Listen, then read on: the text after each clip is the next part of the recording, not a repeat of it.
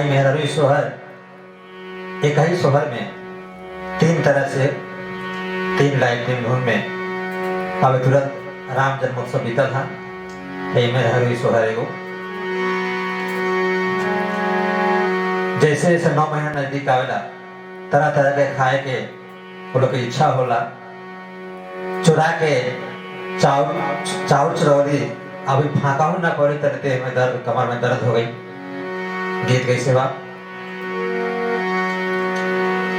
अरे एक मुट्ठी चौरा चौरावनी त फाका हूं ना पावनी त फाका हूं ना पावनी रूह ए ललना उठेला कमरिया में पीर दर्द से हम व्याकुल हो। ए ललना उठेला दर्द कमरिया में पीर दर्द से हम व्याकुल हो। सास से कह तरीका अरे मचिया बैठाल तू सासू कि आहे मोरी सासू ए सासू सूत हूँ न देहू अपने गोड़ तरिया दर्द से हम हूँ व्याकुल हो। दोसर धुन हमरा गोड़ तरिया जगह नहीं हमरा गोड़ तरिया जगह नहीं खे औरी ससुर बार हो। ए बहू चली जाओ गोपिनी गोड़ तरिया दर्द तूहे हरिहन हो। ए बहू चले जाओ गोतनी गोड़ तरिया दर्द तूहे हरिनी हो।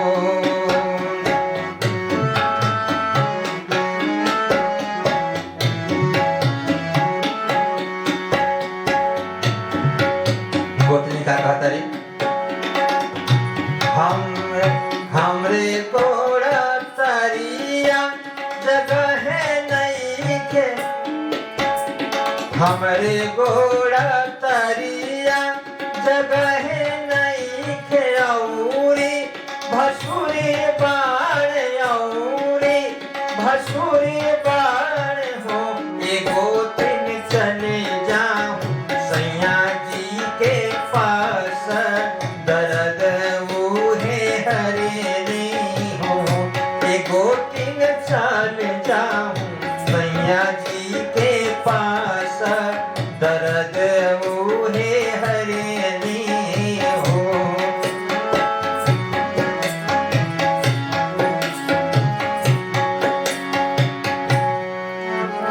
सैया मोरा सुतेला कोठरिया देवर अटरिया देवर अटरिया हो। ललना इतना सुतेले नीरा भेद जगवले नाही जागेले हो।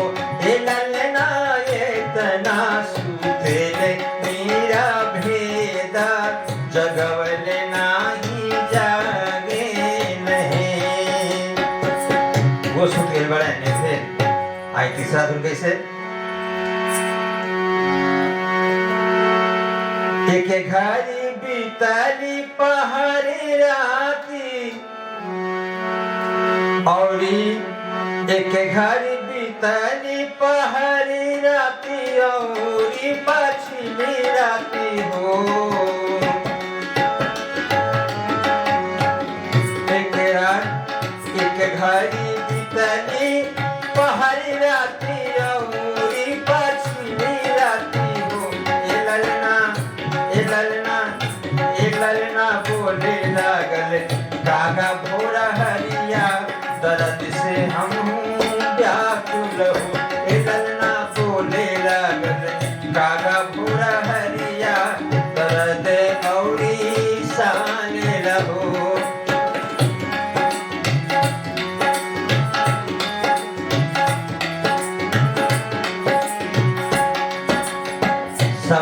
के हार गई, दर्द बढ़ल जाता। अंत में का कह दी,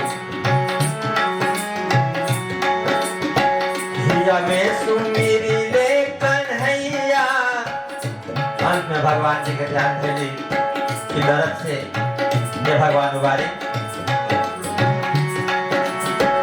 हिया में सुमिरी ले कन्हैया और देवी मैया नो हो।